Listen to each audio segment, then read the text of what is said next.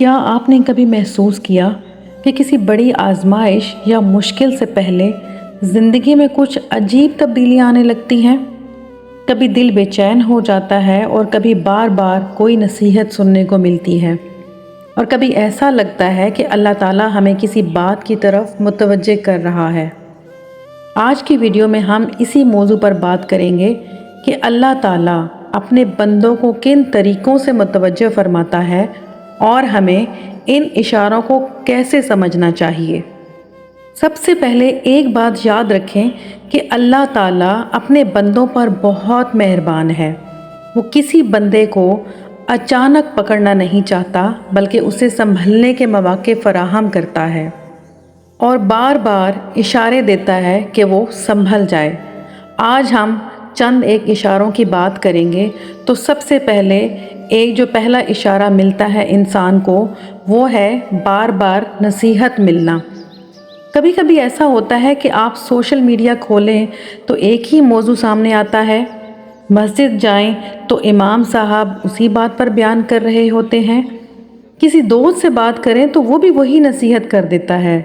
یہ ضروری نہیں کہ ہر بار کوئی خاص اشارہ ہو، لیکن کبھی کبھی اللہ تعالیٰ بندے کو مختلف ذرائع سے متوجہ فرماتا ہے تاکہ وہ اپنی زندگی کا جائزہ لے سکے۔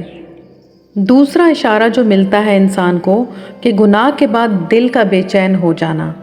جب انسان کا دل زندہ ہوتا ہے تو گناہ کے بعد اسے سکون نہیں ملتا، وہ پریشان رہتا ہے، دل میں بوجھ محسوس کرتا ہے اور بار بار احساس ہوتا ہے کہ مجھ سے غلطی ہو گئی ہے۔ اور یہ بہت بڑی نعمت ہے، کیونکہ بعض لوگ گناہ کرتے کرتے اس مقام تک پہنچ جاتے ہیں کہ انہیں اپنی غلطی کا احساس تک نہیں ہوتا۔ تو اگر آپ کا دل کسی غلط کام پر آپ کو ملامت کرتا ہے تو اسے نظر انداز نہ کریں، بلکہ فوراً اللہ سے معافی مانگیں۔ تیسرا اشارہ اچانک نیکیوں کی طرف رغبت پانا۔ کبھی کبھی ایسا ہوتا ہے کہ انسان کا دل قرآن پڑھنے کو چاہتا ہے، استغفار کرنے کو چاہتا ہے، نماز کی پابندی کا شوق پیدا ہو جاتا ہے، دعا کرنے کا جذبہ بڑھ جاتا ہے۔ یہ اللہ تعالیٰ کی بہت بڑی رحمت ہوتی ہے۔ اس موقع کو ضائع نہ کریں، کیونکہ ہر کسی کو یہ توفیق نصیب نہیں ہوتی، نصیب والوں کو یہ توفیق ملا کرتی ہے۔ تو جب اللہ کسی بندے کے ساتھ خیر کا ارادہ فرماتا ہے تو اسے نیکی کے راستے پر چلنے کی توفیق دے دیتا ہے۔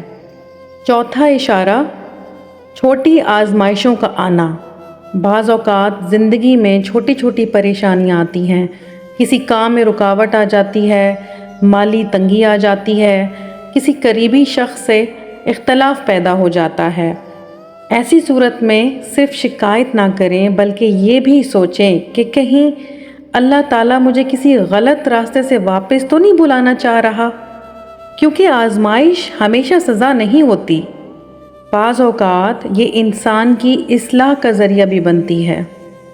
پانچواں اشارہ ہے دعا کی طرف زیادہ توجہ ہونا۔ جب بندہ اللہ کے قریب ہونے لگتا ہے تو اس کا دل دعا میں لگنے لگتا ہے، وہ ہر بات اللہ سے مانگتا ہے، اپنے گناہوں پر ندامت محسوس کرتا ہے اور اللہ کے سامنے جھکنے میں سکون محسوس کرتا ہے۔ یہ بہت خوبصورت کیفیت ہے اور اس کی قدر کرنی چاہیے۔ اور سب سے اہم بات کہ ہمیں یہ نہیں کہنا چاہیے کہ فلاں واقعہ یقیناً اللہ کا اشارہ تھا، کیونکہ غیب کا علم صرف اللہ کے پاس ہے۔ البتہ اگر کوئی چیز ہمیں نیکی، توبہ، نماز اور اللہ کی طرف واپس لے آئے تو یہ ہمارے لیے خیر اور ہدایت کا سبب ضرور بن سکتی ہے۔ اگر آج کی ویڈیو سے آپ کو فائدہ ہوا ہو تو کامنٹ میں ضرور لکھیں، یا اللہ ہمیں اپنی طرف رجوع کرنے والا بنا دے، آمین۔ ویڈیو کو لائک اور شیئر کریں، اور ایسے ہی ایمان افروز موضوعات کے لیے چینل کو سبسکرائب کرنا نہ بھولیے گا۔